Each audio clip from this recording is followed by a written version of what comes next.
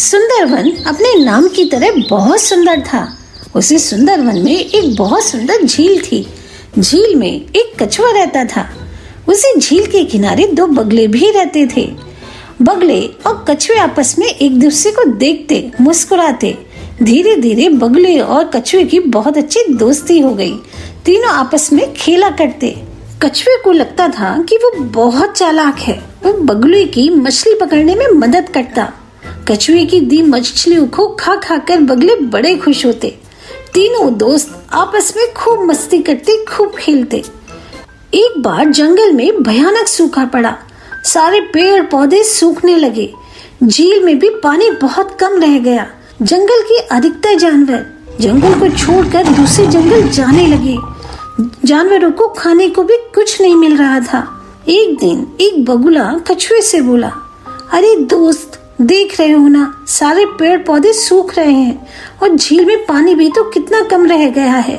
अब तो खाने के लिए मछलियां भी नहीं मिलती। ऐसे तो हम लोग मर ही जाएंगे। हमें लगता है कि अब हमें दूसरे जंगल जाना चाहिए और झील ढूंढनी चाहिए। इस पर दूसरा बगला भी बोला, हाँ, बिल्कुल सच कह रहे हो। वैसे भी सारे जानवर भी यहाँ से जा रहे हैं। खाने के बगैर हम कैसे ही जिएंगे। अगर हम जल्दी ही दूसरी जगह नहीं गए तो हम मर जाएंगे। इसलिए हम दोनों ने सोचा है कि कल ही हम ये जंगल छोड़कर किसी दूसरे जंगल चले जाएंगे। दोनों बगुले की बात सुनकर कछुआ बड़ा उदास हुआ। उसने बगुले से कहा, अरे दोस्तों, ये तुम क्या कह रहे हो? क्या तुम सच में इस जंगल को छोड़कर कहीं दूर चले जाओगे? तुम्हें तो पता भी है कि मैं उड़ नहीं सकता। मैं तुम्हारे साथ नहीं जा सकता और तुम्हारे बगैर मैं इस जंगल में अकेला कैसे रहूंगा? अगर तुम दोनों जाओगे तो मैं भी तुम्हारे साथ चलूंगा। इस पर बगला बोला, अरे माफ करना दोस्त, हम भी चाहते हैं कि तुम हमारे साथ चलो, लेकिन खुद ही बताओ हम तुम्हें अपने साथ कैसे ले जाएं? अगर हम तुम्हें अपनी पीठ पर बिठाएंगे तो हो सकता है तुम गिर जाओ, और अगर हम तुम्हारे पैर को पकड़ के तुम्हें ले जाना चाहें तो भी तुम्हारी पीठ इतनी बड़ी है कि हमारे मुंह में नहीं आएगी। अब तुम ही बताओ, हम करें तो क्या करें? दोनों बगले की बात सुनकर कछुआ मुस्कुराया और बोला, अरे लगता है तुम भूल गए। तुम्हें याद नहीं कि मैं कितना चालाक हूँ, कितना बुद्धिमान हूँ। मैंने इसके लिए बहुत अच्छी तरकीब सोची है। तरकीब? कैसी तरकीब? चलो जल्दी से बताओ, तुमने क्या सोचा है? बगुले ने पूछा। बगुले की बात सुनकर कछुआ बोला, तुम दोनों जाकर कहीं से एक मोटी सी लंबी सी एक लकड़ी ले आओ। तुम दोनों इस लकड़ी को अपने अपने दांतों से पकड़ लेना। उस लकड़ी को बीच से मैं भी अपने मुंह में पकड़ लूंगा। फिर तुम दोनों उस लकड़ी को लेके उड़ना। इस तरह तुम जहाँ भी जाओगे मैं भी तुम्हारे साथ चलूंगा। कछुए की बात सुनकर दोनों बगले बोले, लेकिन कछुए भाई, तुम्हें एक बात का ध्यान रखना होगा।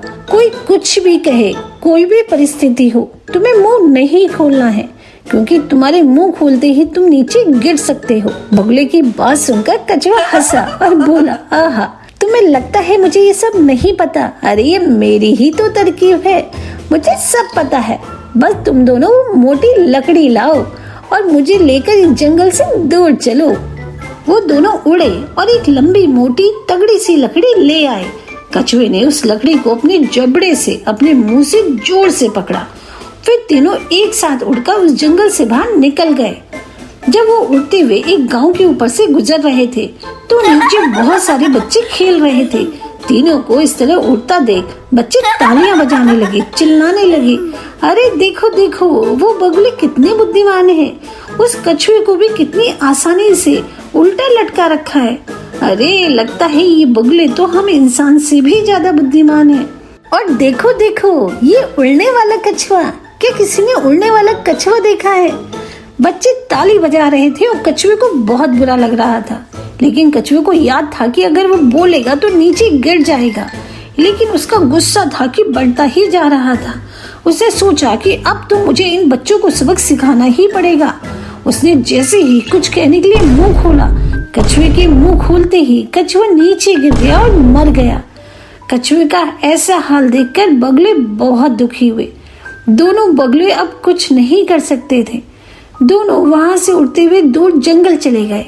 इस कहानी से हमें यही सीख मिलती है कि हम कोई भी काम करें, हमें बहुत सोच समझ कर करना चाहिए, वरना हमारी हालत भी कछुए की तरह हो सकती है।